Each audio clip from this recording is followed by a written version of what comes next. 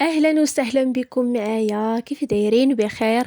لاباس عليكم؟ نتمنى تكونوا في افضل حال وانتم كتشاهدوا الفيديو ديال اليوم ان شاء الله غادي نشارك معكم واحد المشروب اللي سحري، واحد المشروب اللي رائع بزاف بزاف.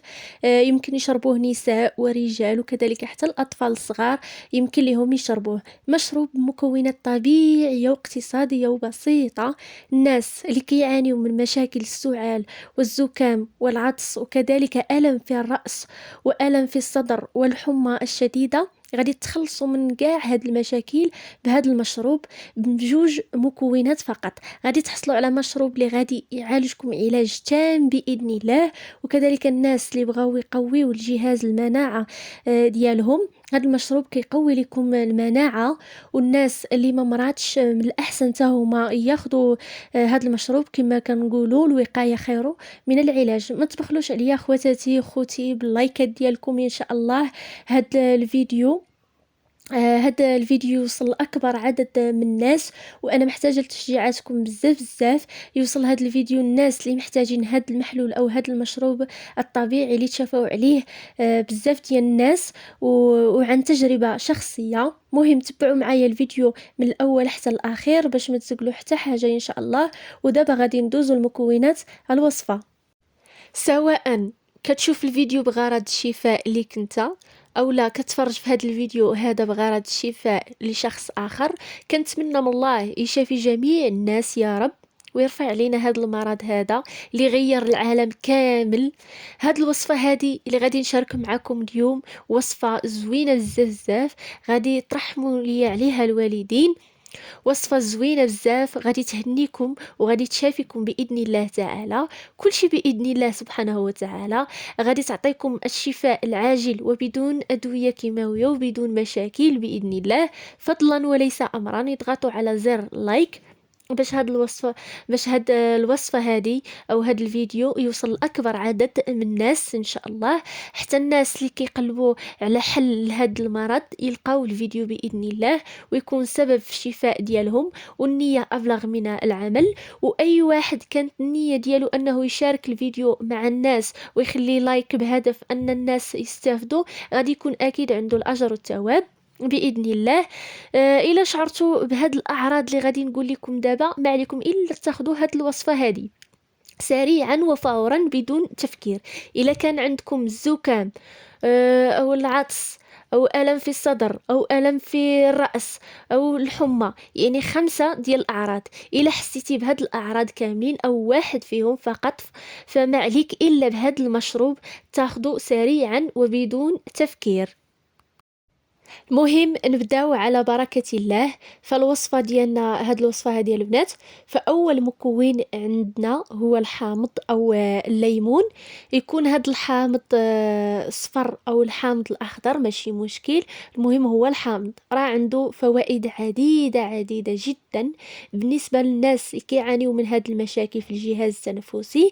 أحسن حاجة أو أحسن حل هو هاد الحامض. كما كتشوفوا معايا عندي حامضة وحدة متوسطة الحجم، وهنا عندي القرنفل او النوار او المسمار، كل بلاد وشنو كيقولوا ليه، ولكن معروف الاكثريه بالقرنفل.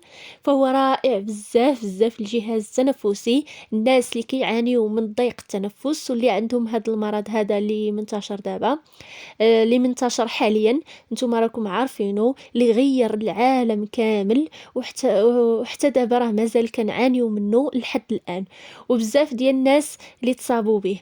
المهم هذا المكون هذا راه عجيب عجيب جدا.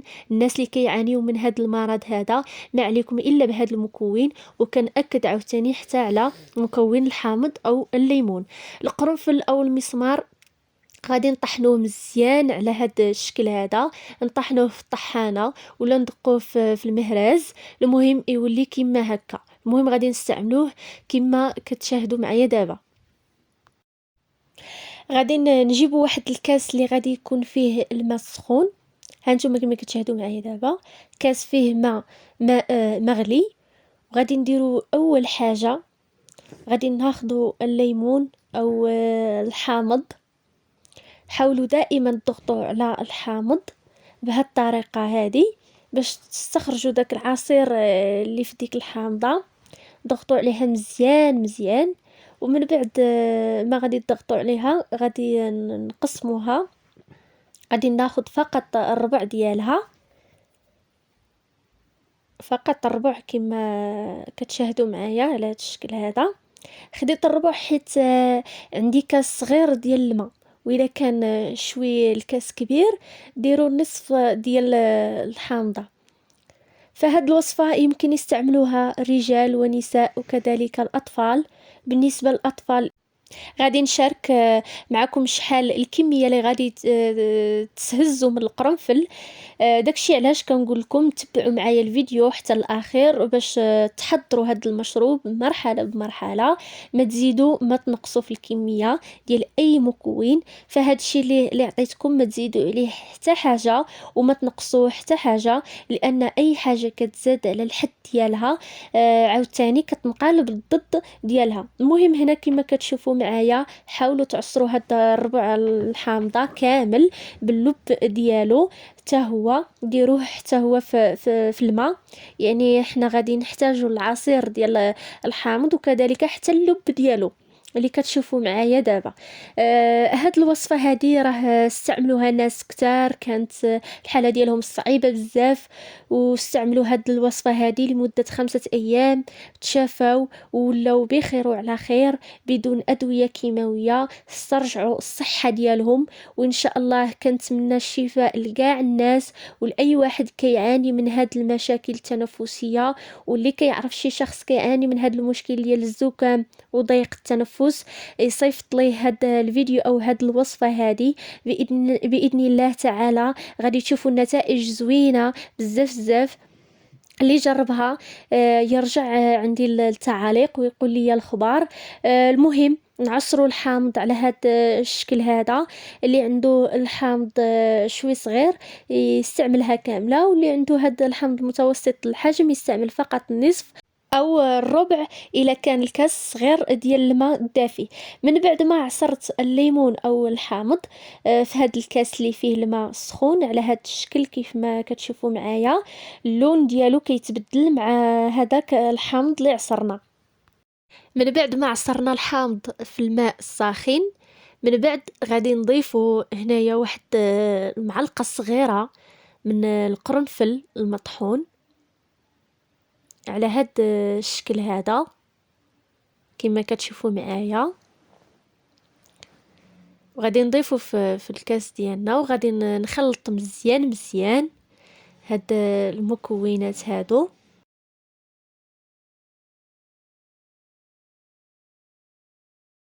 وبالنسبة للناس اللي عندهم الأطفال، يعني شي واحد مريض باقي صغير، استعملوا فقط راس المعلقة الصغيرة من القرنفل المطحون، راس معلقة فقط. وإلا كان شي واحد يعني كبير بالغ استعملوا معلقة صغيرة من القرنفل المطحون. كما كنقول لكم البنات راه الكمية ديال مكونات هاد الوصفة راه مهمة جدا جدا باش إن شاء الله هاد الوصفة هذه تعطيكم نتيجة. فكحد أقصى كتعطيكم نتائج في 5 أيام، هذه كحد أقصى كتعطيكم نتائج. وكاينين الناس في أول يوم جابت معاهم هاد الوصفة نتيجة رائعة جدا جدا وحسوا براسهم ولو بخير وعلى خير. انتم عارفين هاد المرض اللي منتشر دابا هو مرض كيضرب الجهاز التنفسي. احسن حل ليه هو هاد المشروب هذا. باذن الله تعالى غادي توليو بخير وعلى خير. في اول يوم غادي تحسوا ان الجهاز التنفسي ديالكم ولا مرتاح، كتنفسوا مزيان، كتحسوا راسكم في افضل حال. كاين ناس كيستجب معاهم هذا المشروب في يومين، وكما قلت لكم كحد أقصى هو 5 أيام. بالنسبة لهذا المشروب هذا طريقة الاستعمال ديالو تشربوه بعد الإفطار أو بعد الغداء أو بعد العشاء اللي بغيتو. مهم بعد أي وجبة بغيتو. المهم هو تشربوا كاس من هذا المشروب، كاس واحد فقط. من الأحسن هذا المشروب يتشرب وهو دافي، ما يتشربش وهو بارد، باش هكا يعطينا فوائد زوينة بزاف للجسم ديالنا. يتشرب وهو دافي. راكم عارفين لا قدر الله داك المرض اللي منتشر دابا في كاع البلايص، كيليق ليه اي حاجه سخونه، اي حاجه اللي هي دافيه، يعني تشربوا هذا المشروب هذا دافي. الله يجيب الشفاء لجميع الناس يا رب.